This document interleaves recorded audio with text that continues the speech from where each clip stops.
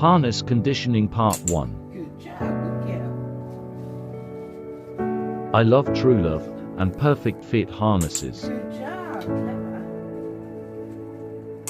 Good girl, very good. I love how they work and the mechanics of how they work with no adverse outcomes for the dogs. Good girl, very good. They allow for a full range of movement for the dog. Very good.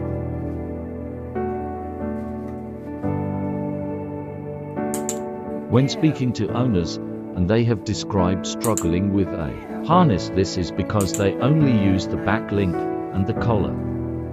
Good job. And the collar of course puts strain onto the trachea and other Good muscles. job, very good. But when used properly, as seen in my other videos, these harnesses are amazing for loose lead. Good job.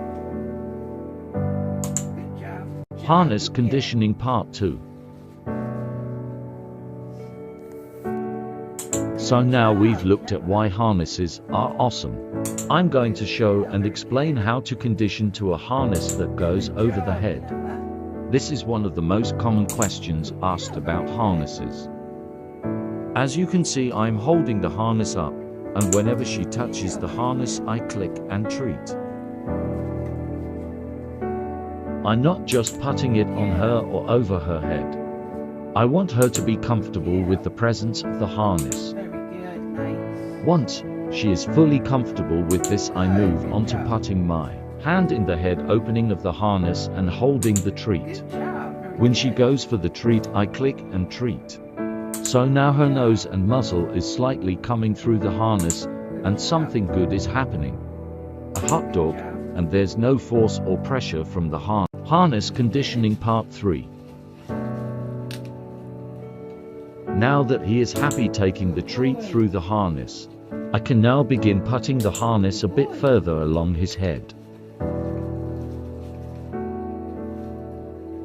Still clicking and treating for the behavior. He can now feel the harness on his head around his muzzle and ears. He's not reacting as he isn't finding this negative. This shows he is comfortable to keep training. If at any point your dog reacts, flinches, jerks back, cries or wants to move away, let them move or stop the training. If they aren't happy, stop the session and try again another day. Good job. As he is so happy and conditioned to the harness, I can now drape it on his neck. Harness Conditioning Part 4. Very good.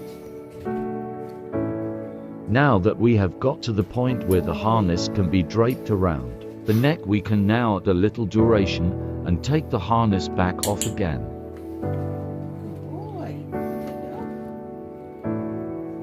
I hold a treat and click whilst putting the harness over the head.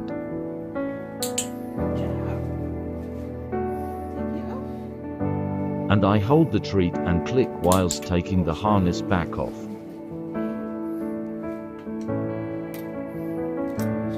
Diesel has long ears, and harnesses can be a little scary to dogs with longer ears, so allowing him to chew whilst doing this makes the process less frightening. This way we are still making this a really nice positive experience at a slow pace. Harness Conditioning Part 5. Now that the harness has been coming on and off the head with duration, we can now look at clipping the harness. I clip one at a time and click and treat in between to reward the behavior. I then unclip the harness and leave it dangling, whilst rewarding to make this a nice and calm experience. When I've treated a few times, I then reclip again. I don't have to keep clicking and treating in between, but I want to build a positive duration before clipping again. Some dogs can be body or noise sensitive.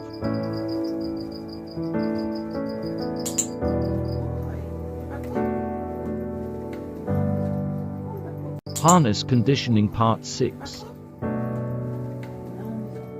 See how he's quite happy to do this behavior.